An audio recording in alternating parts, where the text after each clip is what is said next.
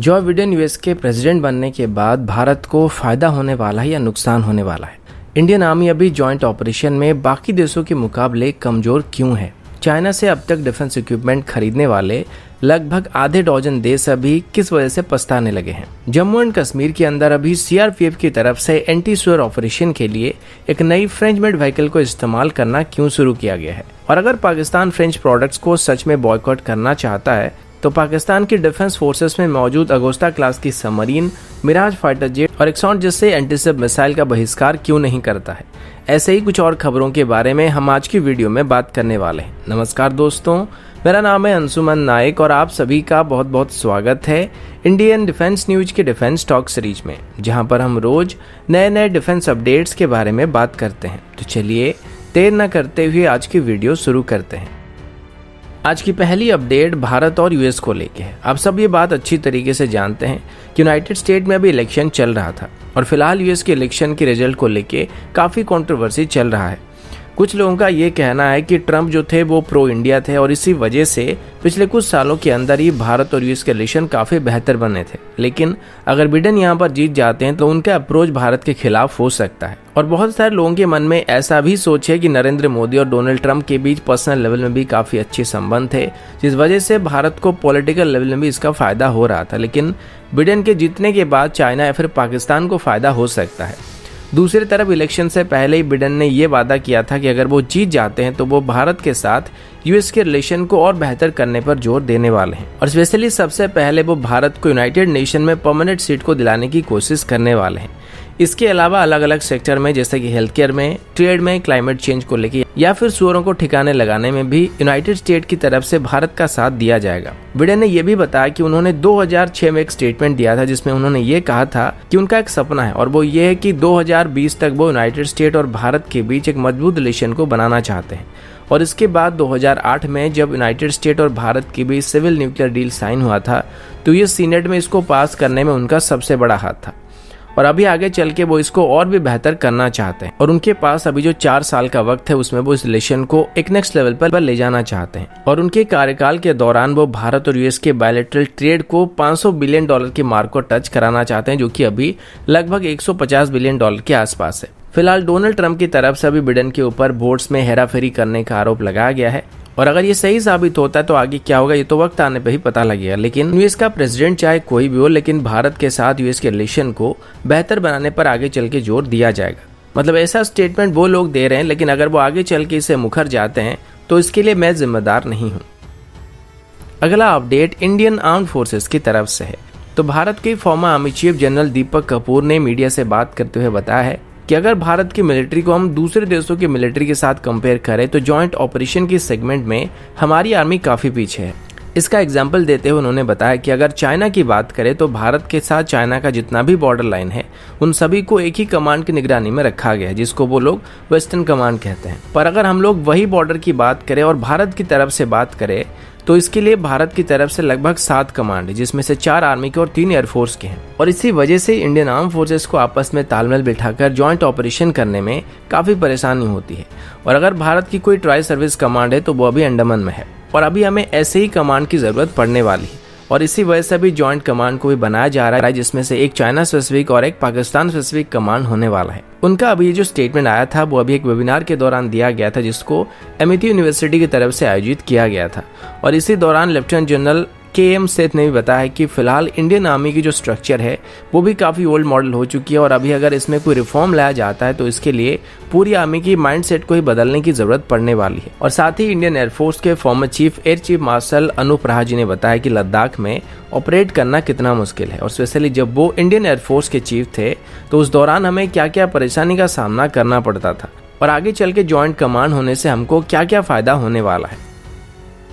अगला update China की तरफ से, और चाइना की प्रोडक्ट को लेकर अभी पूरे दुनिया भर से कंप्लेन आना शुरू हो चुका है। मतलब अभी तक जितने भी देश चाइना से कोई भी डिफेंस इक्विपमेंट को खरीदे थे उन सभी की तरफ से कंप्लेन किया जा रहा है।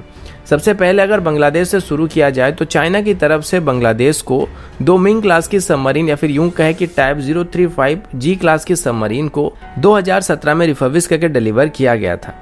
जिसको बांग्लादेश की नेवी में BNS नोबजा तारा और BNS जोजा तारा नाम से शामिल किया गया था। लेकिन बांग्लादेश की तरफ से बताया गया कि अब ये दोनों सबमरीन ऑपरेशनल कंडीशन में नहीं है और बांग्लादेश का कहना है कि इन दोनों ही सबमरीन में अभी काफी सारे टेक्निकल इश्यूज सामने आ रहे हैं, जिस वजह से इनको आउट ऑफ सर्विस करके रखा गया है।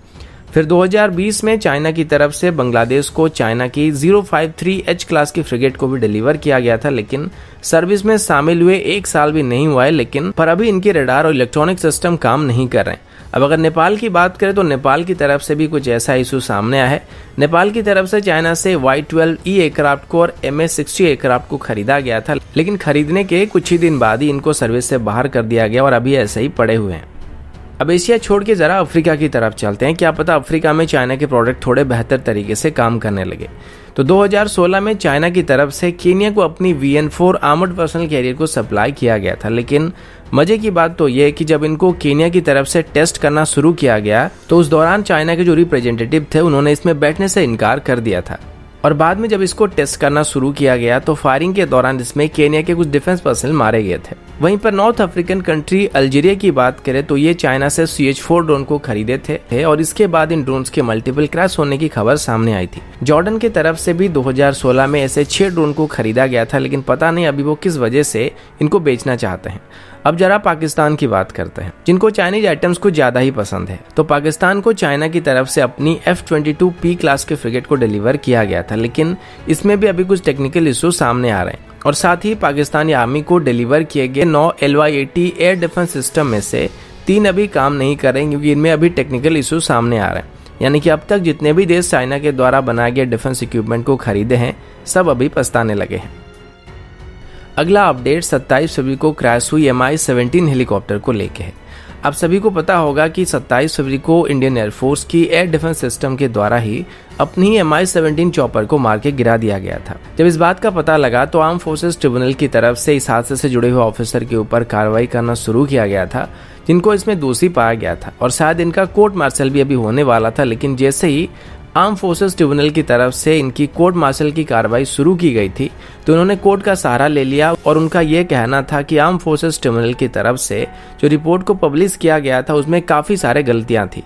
और ग्राउंड रिपोर्ट को पूरी तरीके से जाने बिना ही उनके ऊपर अभी आरोप लगाया जा रहा है और इसमें उनका कोई भी हाथ नहीं है। और यहाँ तक कि उनके ऊपर अभी जो आरोप लगाए जा रहे हैं उसके बारे में उनको पहले से बताया नहीं जा रहा है, जिस वजह से वो उसको किस तरीके से डिफेंड करेंगे ये भी उनको सही तरीके से नहीं पता है। और इसी वजह से वो हाईकोर्ट के पास गए थे ताकि कोर्ट मार्शल प्रोसेस के ऊपर वो स्टे डाल सके, लेकिन हाईकोर्ट की तरफ से अभी इसमें स्टे ऑर्डर लगाने से इनकार किया गया है। यानी कि पहले जैसे प्रोसीडिंग चल रहा था वैसे ये सब चलने वाला है। आर्म फोर्सेस की रिपोर्ट में ये भी पाया गया है कि हेलीकॉप्टर का फ्रेंड एंड फॉर सिस्टम उस दौरान ऑफ कंडीशन में था या फिर काम नहीं कर रहा था और ये वो सिस्टम होता है जो कि हमारे एयर डिफेंस सिस्टम को ये बताता है कि दुश्मन कौन है और दोस्त कौन है। और अगर Mi-17 में IFF सिस्टम बंद होगा तो इसमें एयर डिफेंस सिस्टम की क्या गलती है, यही सवाल अभी आरोप लगाया गया ऑफिसर्स की तरफ से किया जा रहा है और आगे चल के पता लगने वाला है कि इन दोनों के साथ अभी क्या होने वाला है। अगला अपडेट जम्मू एंड कश्मीर में चल रही काउंटर टेरर ऑपरेशन को लेके है। मीडिया रिपोर्ट के मुताबिक जम्मू एंड कश्मीर में अभी भारत की सिक्योरिटी फोर्सेस की तरफ से फ्रेंच मेड शेरपा व्हीकल को डिप्लॉय किया जा रहा है। इन व्हीकल्स को आमतौर पर हमारी CISF की तरफ से इस्तेमाल किया जाता है, साथ ही NSG के द्वारा भी इस्तेमाल किया जाता है, लेकिन अभी इनको CRPF की तरफ से भी इस्तेमाल करना शुरू किया गया है और सीधे तौर पर इनको काउंटर टेरर ऑपरेशन में इस्तेमाल करना शुरू किया गया है। रिपोर्ट के मुताबिक कश्मीर में होने वाली अलग अलग तरह के काउंटर टेरर ऑपरेशन के दौरान CRPF की तरफ से अभी इन व्हीकल का इस्तेमाल किया जा रहा है। इसके साथ ही indigenous mine protected vehicle Mahindra की मार्क्समैन लाइट आर्मर्ड व्हीकल को यूज किया जा रहा है। MPV को लेके अभी हालांकि काफी सारे कंप्लेन थे कि अभी तक इसको नक्सलाइट ऑपरेशन में सालों से इस्तेमाल किया जा रहा है, लेकिन इनका परफॉर्मेंस अभी आईडीज के खिलाफ इतना अच्छा नहीं है और फिलहाल हम कई सारे व्हीकल अभी तक खो चुके हैं, लेकिन फिर भी ये लो यील्ड वाले आईडी हमलों से अभी तक कई जाने बचा चुका है और इसी वजह से अभी तक इसको इस्तेमाल किया जा रहा है। लेकिन शेरपा व्हीकल को टेस्ट करने के बाद इनकी परफॉर्मेंस काफी बेहतर पाया गया है और अभी जो इनको कश्मीर में इस्तेमाल किया जा रहा है या फिर देखा जा रहा है ये इनका टेस्टिंग चल रहा है और इसको अभी CRPF की तरफ से अलग अलग टेरेन में टेस्ट किया जा रहा है। ये एक 4x4 लाइट अटैक व्हीकल है जिसको हम लोग अलग अलग तरह के ऑपरेशन के दौरान इस्तेमाल कर सकते हैं और पूरे दुनिया भर में भी इसको काफी बड़ी मात्रा में ऐसे ऑपरेशन के लिए इस्तेमाल किया जाता है और अभी इसको CRPF की क्विक रिस्पांस टीम की तरफ से इस्तेमाल किया जा रहा है और आगे चल के इसको बड़ी मात्रा में इसमें शामिल किया जा सकता है। अगला अपडेट पाकिस्तान को लेके है। सबसे पहले जैसे कि कल मैंने हमारे कम्युनिटी टैब में एक पोस्ट को शेयर किया था जिसमें यूएन वॉच, जो कि यूनाइटेड नेशन की परफॉर्मेंस को मेजर करने वाली एक एनजीओ है, उन्होंने इमरान खान को एक तरीके से रोस्ट कर दिया था। उस पोस्ट में कुछ लोगों ने यह भी कमेंट किया था कि एडिटेड पोस्ट है जो कि मैंने डाला था वहां पे, लेकिन सच्चाई यही है कि इमरान खान ने यूनाइटेड नेशन के सामने जाके ब्लास्फेमी का आरोप लगाने की कोशिश कर रहे थे, जहां पर वो इनडायरेक्टली फ्रांस के बारे में बात कर रहे थे। पर यूएन वॉच की तरफ से इमरान खान को क्या बताया गया था ये आप खुद देख सकते हैं, और इस पर अभी रोस्टिंग करने की भी कोई जरूरत नहीं है क्योंकि यूएन वॉच की तरफ से पहले से इनको रोस्ट कर दिया गया। अब बस बैकग्राउंड में ओ वाला साउंड इफेक्ट डालना बाकी है। वैसे पिछले कुछ दिनों से आपने देखा होगा पाकिस्तान के अंदर अभी फ्रेंच प्रोडक्ट्स का बहिष्कार किया जा रहा है, और बीच में ये लोग इतने ही जोश में आ गए थे कि अपने ही प्रोडक्ट का बहिष्कार करने लगे थे। लेकिन वहीं पर देखा जाए तो पाकिस्तान अभी भी फ्रेंच मेड वेपन्स का इस्तेमाल कर रहा है, चाहे वो अगुस्ता क्लास की सबमरीन हो या फिर इजिप्ट से सेकेंड हैंड कंडीशन में लिए गए फ्रेंच मेड मिराज फाइटर हो। वैसे मिराज का नाम लेते ही पाकिस्तान के अंदर चारों तरफ डर का माहौल छा जाता है। वहीं पर पाकिस्तान की तरफ से भी फ्रांस से लगभग 19.5 बिलियन रुपीज का लोन ले रखा गया, जिसको पाकिस्तान की तरफ से लौटाने के बारे में अभी तक कोशिश नहीं किया जा रहा है। वैसे ये सब बात एक बहुत ही बड़े आर्टिकल का एक छोटा सा हिस्सा है जिसको पाकिस्तान की जर्नलिस्ट की तरफ से लिखा गया है। तो दोस्तों अभी के लिए इतना ही, मिलता हूँ आपसे अगले वीडियो में, तब तक के लिए जय हिंद, वंदे मातरम।